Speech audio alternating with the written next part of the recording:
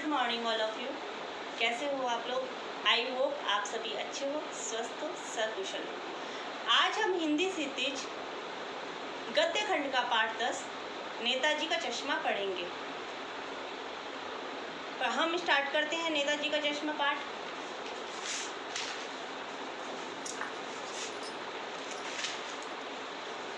पाठ नेताजी का चश्मा के लेखक का नाम है स्वयं प्रकाश।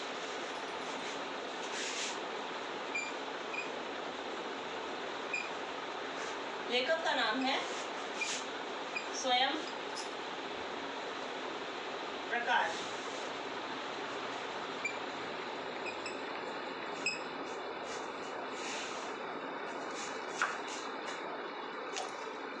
स्वयं प्रकाश एक हिंदी के कहानीकार हैं जिनका जन्म 1947 में इंदौर मध्य प्रदेश में हुआ। इनका जन्म कब हुआ? 1947 इंदौर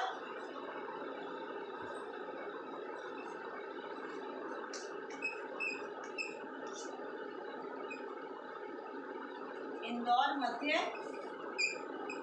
प्रदेश में हुआ।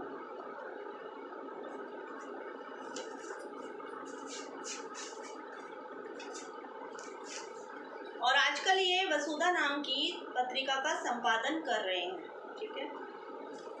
इनकी कुछ प्रसिद्ध रचनाएं हैं और उपन्यास है। इनकी प्रसिद्ध रचनाएं कौन कौन सी है? आएंगे अच्छे दिन भी, सूरज कब निकलेगा, आदमी जात का आदमी और संधान, ये इसकी प्रमुख रचनाएं हैं। और इनके लिखे गए उपन्यास हैं कुछ प्रमुख, वे हैं बीच में विनय, ईंधन, ये दोनों इनके उपन्यास हैं। इनकी भाषा शैली में किसी भी विषय पर ऊपर से ऊपरी वर्णन नहीं किया गया। छोटी छोटी सी बात को ध्यान में रखते हुए व्यंग्य किया गया है। इनके जो भाषा है, इनकी जो कहानियां हैं, जो रचनाएं हैं, उसमें व्यंग्य और की चेतना स्पष्ट होती है कि व्यंग्य किया गया है। अब है पाठ का सार। इसमें एक हालदार साहब होते हैं। हालदार साहब मतलब हवलदार साहब। हालदार मतलब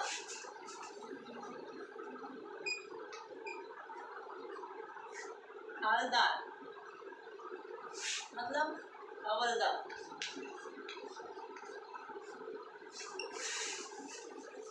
हालदार साहब होते हैं। हालदार साहब अपनी कंपनी के काम में एक कस्बे से गुजरा करते हैं। कंपनी के काम के सिलसिले में एक कस्बे से आया जाया करते हैं। वहाँ अधिकतर मकान कच्चे होते हैं। बेटा, कस्बा क्या होता है? कम आबादी वाला एक छोटा सा शहर, उसे कहते हैं हम कस्बा। तो कस्बे में आया जाया करते हैं। वहाँ पर मकान सारे कच्चे होते हैं। एक नगर पालिका का ऑफिस भी होता है और एक चौराहे पर एक मूर्ति लगी होती है। जब भी वो आते हैं जाते हैं, हमेशा उस मूर्ति को देखते हैं। और मूर्ति जब देखते हैं, मूर्ति को देखकर ये लगता है कि जैसे किसी मजबूरी के कारण उस मूर्ति को किसी गांव के छोटे मोटे स्थानीय कलाकार से बनवाया गया होगा। शायद कस्बे के जो एकमात्र ड्राइंग मास्टर हैं, उनके द्वारा, ड्राइंग मास्टर का नाम क्या है? मोतीलाल ने उस मूर्ति को 1 महीने के अंदर बनाकर पटकने का वादा किया होगा। ऐसा उसे देखकर लगता है कि वो मूर्ति 1 महीने में मोतीलाल ड्राइंग मास्टर, जो गांव के कस्बे के ड्राइंग मास्टर, उससे बनवाई गई होगी। लेकिन मूर्ति देखने में बहुत सुंदर होती है, क्योंकि वो मूर्ति संगमरमर पत्थर से बनी होती है। और जब भी वो आते जाते उस मूर्ति को देखते हैं हालदार साहब, तो वो उस मूर्ति को देखकर नेताजी की याद आती है। नेताजी के बारे में सुभाष चंद्र बोस, आप सभी ने सुना होगा सुभाष चंद्र बोस, नेताजी का नाम, कि सुभाष चंद्र बोस एक स्वतंत्रता सेनानी थे जिन्होंने हमें स्वतंत्रता दिलाने में सहयोग किया था। सुभाष चंद्र बोस के प्रमुख प्रसिद्ध नारे हैं, दिल्ली चलो, या दूसरा उनका नारा है एक और, तुम मुझे खून दो मैं तुम्हें आज़ादी दूंगा। उनके प्रसिद्ध नारे हैं। तो मूर्ति को देखकर सुभाष चंद्र बोस की याद आ जाया करती थी हालदार साहब को। जब भी वो आते जाते थे तो उन्हें मूर्ति देखकर एक बात खटकती थी। एक वो मूर्ति को देख के आश्चर्य में पड़ जाते थे। क्या आश्चर्य होता था कि नेताजी की आंख पर चश्मा नहीं था। सब कुछ था, मूर्ति बहुत सुंदर थी, लेकिन उनकी आंखों पर चश्मा नहीं था, क्योंकि पूरी मूर्ति संगमरमर की बनी हुई थी, लेकिन चश्मा संगमरमर का नहीं बना हुआ था। चश्मा कैसा लगाया हुआ था? एक चौड़े काले फ्रेम का चश्मा लगाया हुआ था। और चश्मा कैसा था? जैसा व्यक्ति, जैसे आप और हम पहनते हैं, ऐसा चश्मा था। तो जब उन्होंने पहली बार देखा तो उनके चेहरे पर हंसी आ गई, ठीक है, मुस्कान आ गई कि पत्थर की मूर्ति और चश्मा बिल्कुल ओरिजिनल वास्तविक चश्मा। तो उन्होंने सोचा, उनके मन में विचार आया कि वाह, बहुत अच्छा आइडिया है कि मूर्ति तो पत्थर की है लेकिन चश्मा ओरिजिनल है। और ये जीप में बैठे बैठे वो सोचने लगे कि सच में इस कस्बे के नागरिक बहुत देशभक्त है। नेताजी को कम से कम चश्मा पहनाकर तो अपनी भावनाएं व्यक्त करते हैं, कि मतलब चश्मा उनका पहनाकर, चश्मा नेताजी को संगमरमर की मूर्ति का चश्मा नहीं है, तो कम से कम ऐसा चश्मा पहना के, ओरिजिनल चश्मा पहना के वो अपनी भावनाएं व्यक्त करते हैं, ऐसा सोचने लगे। लेकिन उनमें जिज्ञासा और बढ़ी। कब बढ़ी? जब उन्होंने देखा कि मूर्ति पर लगे चश्मे का फ्रेम बदल गया है। फिर जब वो तीसरी बार भी काम पर आए, जब वो कस्बे में आए, तब उन्होंने देखा कि फिर फ्रेम बदला हुआ दिखाई दिया। तो हवलदार साहब ने कहा कि ये तो बहुत अच्छा आइडिया है कि कम से कम मूर्ति के कपड़े नहीं बदल सकते तो फ्रेम बदल देते हैं लोग। तो आखिरकार एक दिन वो अपनी जिज्ञासा को शांत करने के लिए उन्होंने अपनी जीप रोकी और एक पान वाले, चौराहे पर एक पान वाले की दुकान थी, वहाँ पर उन्होंने जीप को रुकवा लिया।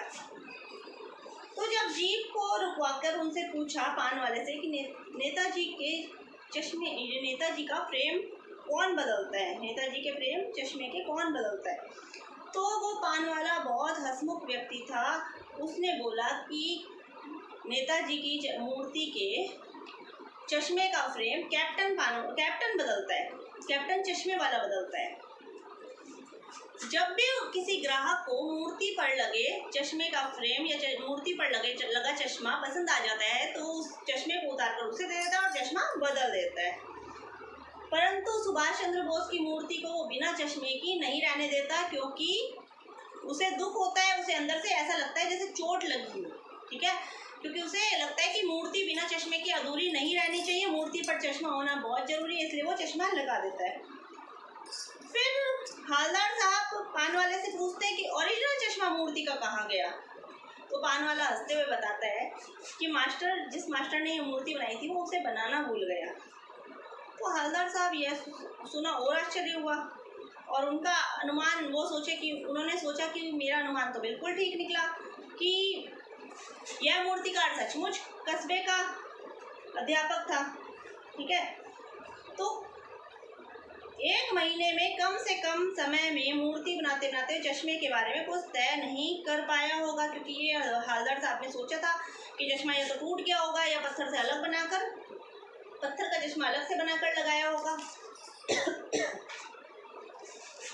अब हवलदार साहब को यह सब बहुत आश्चर्यजनक लगा, अलग सा लगा। तो एक बार फिर से वो वहाँ से जा रहे थे तो उन्होंने फिर से अपनी जीप रुकवा ली और जीप रुकवा के फिर पूछा कि क्या कैप्टन वाला चश्मे नेताजी का साथी था या कोई आज़ाद हिंद फौज का सैनिक था। आज़ाद हिंद फौज कौन सी फौज थी? आज़ाद हिंद फौज नेताजी ने जब स्वतंत्रता दिलवाने के लिए, स्वतंत्रता के लिए एक फौज तैयार की थी, उसका नाम था आज़ाद हिंद फौज। तो क्या ये उसका सिपाही था? तो पान वाला हंसने लगा। वो बोला कि नहीं, ये उसका सिपाही नहीं है, ये लंगड़ा क्या सिपाही होगा, क्या फौज में जाएगा। तो इस पर पान वाला हंसने लगा, ठीक है। फिर उसके बाद में हवलदार साहब ने, जब पान वाले ने उसका मजाक उड़ाया तो हवलदार साहब को यह बात बिल्कुल अच्छी नहीं लगी। तो वो बोला कि पीछे लंगड़ा आ रहा है। तो जब हवलदार साहब ने मुड़कर देखा तो एक बड़ा बूढ़ा सा मरियल सा आदमी लंगड़ा आ रहा था, ठीक है। गांधी जी जैसी टोपी लगा रखी थी सर पे और चश्मे की एक डंडी पर, एक बांस की डंडी पर चश्मे, खूब सारे चश्मे लगे थे, वो आ रहा था। पता चला कि ये फेरी लगाकर चश्मे बेचता है, उन्हें ये पता चला। अब हवलदार साहब पूछना चाहते थे कि इसका नाम कैप्टन कैसे पड़ा। तो ना तो इसके बारे में पान वाले को फुर्सत थी, पान वाले के पास भी टाइम नहीं था, और हवलदार साहब के ड्राइवर के पास भी समय नहीं था, इसलिए वह नहीं जान पाए। अब वे 2 साल तक आते जाते उस मूर्ति को देखने लगे, जब भी आते थे मूर्ति देखते थे। एक दिन उन्होंने देखा कि नेताजी की मूर्ति पर चश्मा नहीं है, चश्मा नहीं है। तो और इस बार चौराहे की सभी दुकानें बंद थी। जब भी पहले वो 2 साल तक आते जाते थे तो देखते थे कि चश्मा हमेशा बदला हुआ होता था, लेकिन एक दिन जब वो आए तो उन्होंने देखा चश्मा ही नहीं है, दुकानें सारी बंद थी, तो वो चले गए। अब वो दोबारा कुछ दिनों बाद आए कस्बे में, तो उन्होंने देखा पान वाले के पास जीप रोकी, और जीप रोक कर उनसे पूछा कि नेताजी की मूर्ति पर चश्मा क्यों नहीं है। तो पान वाले की आंखों में आंसू आ गए। वो बताने लगा कि कैप्टन चश्मे वाला नेताजी की मूर्ति पर चश्मा बदलता था, वो अब नहीं रहा। ये सुनकर हवलदार साहब बहुत उदास हो गए, उदास होकर जीप में बैठ गए अब, और सोचने लगे कि अब देश का क्या होगा। जब लोग देशभक्त बलिदानियों पर हंसते हैं, क्योंकि पान वाले ने हंसी उड़ाई थी ना कैप्टन की, इसलिए वो ये सोचने लगे।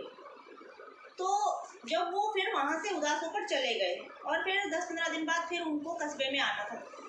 जब कस्बे में आने लगे तो उन्होंने अपने ड्राइवर को बोला कि आज गाड़ी मत रोकना, मैं मूर्ति को देखना नहीं चाहता, मैं वहाँ से सीधा जाना चाहता हूँ।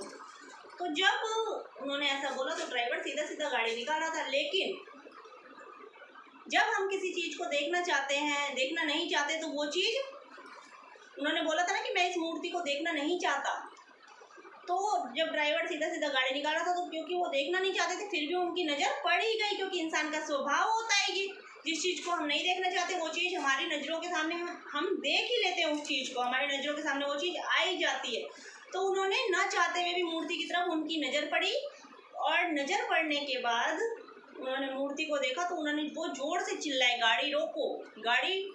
जब उन्होंने गाड़ी रोकी तो उनकी चिल्लाने की आवाज़ बहुत तेज़ थी कि लोग इकट्ठे हो गए। जब उन्होंने देखा तो मूर्ति पर वो जीप से जैसे ही उतरे और उन्होंने देखा मूर्ति पर सरकंडे का बना चश्मा लगा हुआ था। सरकंडे का चश्मा क्या होता है? पतली डंडियों वाला चश्मा मूर्ति को पहना रखा था।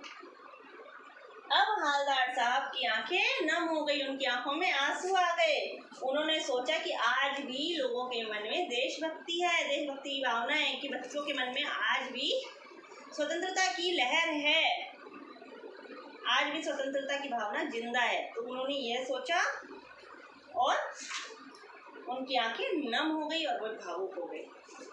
ये था हमारे हमारा पाठ 10 नेताजी का चश्मा पाठ का सार। तो आज मैंने आपको इस पाठ के सार के बारे में बताया, हमने पाठ पढ़ा, तो उम्मीद करती हूँ आपको समझ में आया होगा। इससे आगे का हम नेक्स्ट क्लास में करेंगे इसके प्रश्न उत्तर। तो थैंक यू, तब तक के लिए आप सेफ रहिए, खुश रहिए, स्वस्थ रहिए। Thank you so much.